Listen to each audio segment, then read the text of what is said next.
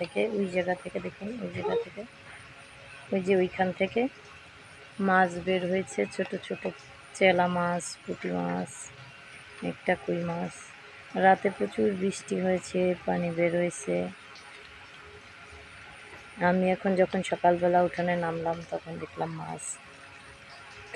দেখুন কতটা মাছ দেখলাম। এই দেখুন এই মাছগুলো কিন্তু পেয়েছি। এই যে দেখুন আরো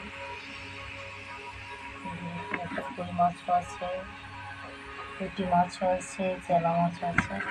আমার উঠানে এখনো এগুলো পাওয়া গেছে। আমার রাত্রে অনেক মাছ হয়েছে, আর এই মাছগুলো কিন্তু চলে গেছে। রাত্রে অনেক মাছ হয়েছে, তো আমি তো মেয়ে মানুষ, ভয় পাই, তাই নামতে পারি না।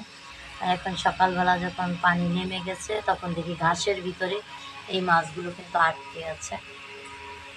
তা আল্লাহ হাফেজ। ভিডিওটা শেয়ার করবেন সবাই। আল্লাহ হাফেজ।